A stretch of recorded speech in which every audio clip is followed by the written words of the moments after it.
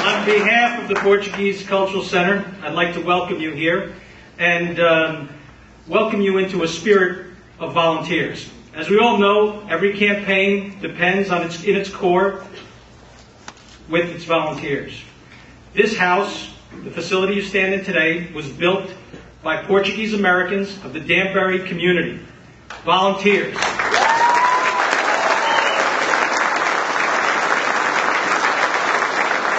Portuguese Cultural Center stands as a monument to the volunteer efforts of many here in the Danbury community.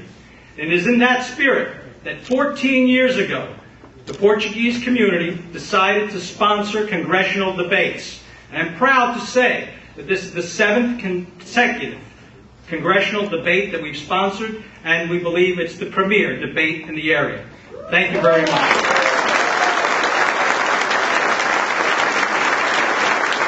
I would like to now welcome our co-sponsor, the Danbury News Times, David Deere. Thank you.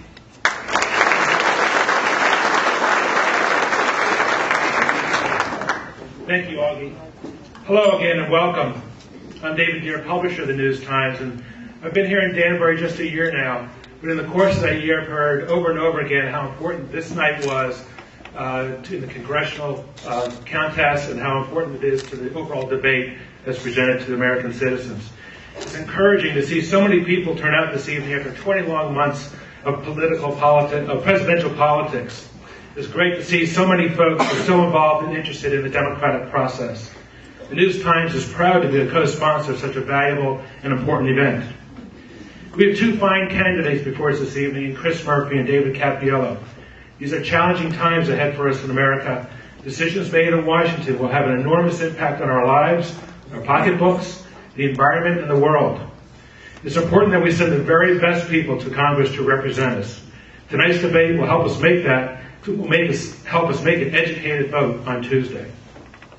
There are many people who have been working behind the scenes to make today's debate happen. I'd like to thank our moderator and panel of journalists. Of course, the Portuguese Cultural Center has been so gracious to host the event, and the Brookfield League of Women Voters have done a marvelous job in arranging tonight's debate. With that, I'd like to introduce Marge Davidson of the Brookfield League of Women Voters. Thank you again.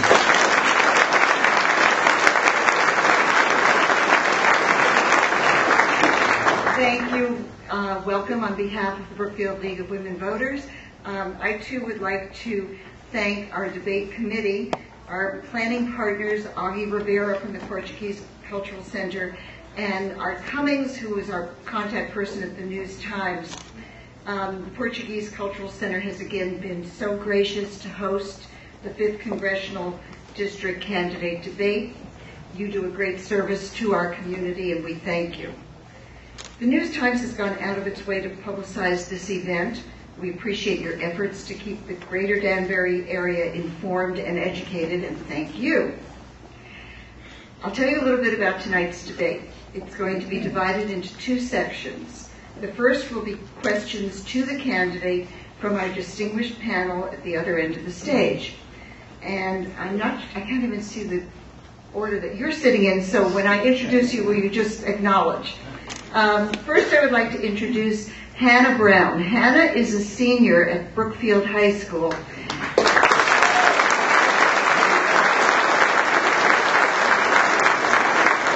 And we're delighted that she's here tonight. She's even too young to vote, but she still is interested.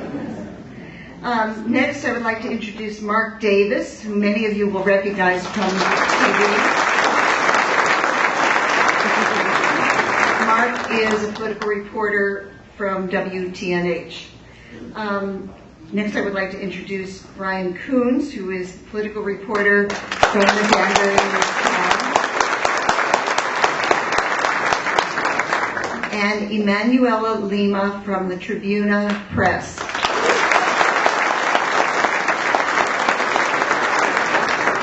Thank you, panelists. In the second section of the debate, the candidates will ask questions of each other. We can look forward to some very lively exchanges, I believe. I would also like to introduce the timekeepers for the debate. Carol Elder and Ann McCarthy, right here in the front row, wave your arms, thank you, are from Carol and Anna from the Danbury League of Women Voters. They will hold up 15-second warning sign for the candidates, and they'll ring a bell. Would you ring your bell? When time expires. And we expect the candidates will adhere to the timelines.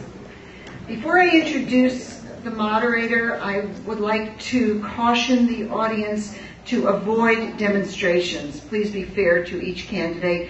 Save your enthusiasm for the end.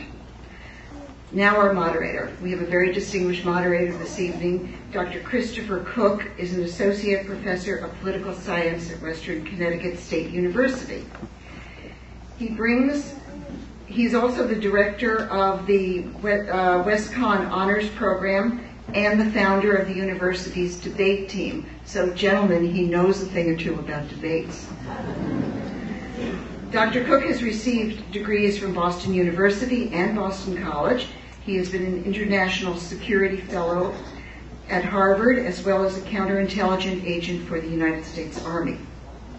His research and publications focus both on cooperation and conflict over freshwater resources and the creation and sustainability of civil society.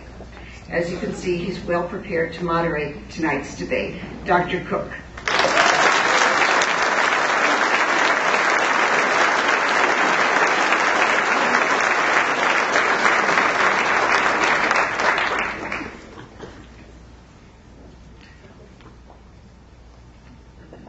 First off, thanks, Marge, for that kind introduction. I'm going to go briefly over the rules of the debate. And Marge has said that there are two sections of the debate, and that is true for the candidates in terms of their answers and rebuttals. However, overall, there are 4 sections of this debate. The first is opening statements. The order was determined by a coin toss that happened just outside this room, and Congressman Murphy won that coin toss. He will be going first. They each have 3 minutes. The second section of the debate are panelist questions. We've determined that the panelists will ask the questions in alphabetical order. Each will have 2 questions. And the candidates will have 2 minutes to answer each respective question, and they will be afforded a 30-second rebuttal. 1 30-second rebuttal. And when I hear that nice little Tinkerbell go off, I will turn into a lion on that Tinkerbell. Senator Cappiello will be asked the first question from the panelists. Candidates then will question each other, as Marge said. They will have 2 questions to ask each other. The asking of the question will last no longer than 1 minute. In other words, there will be no speeches during that question. The answering of a question is limited to 2 minutes, and then the candidate asking the question is allowed a 1-minute rebuttal.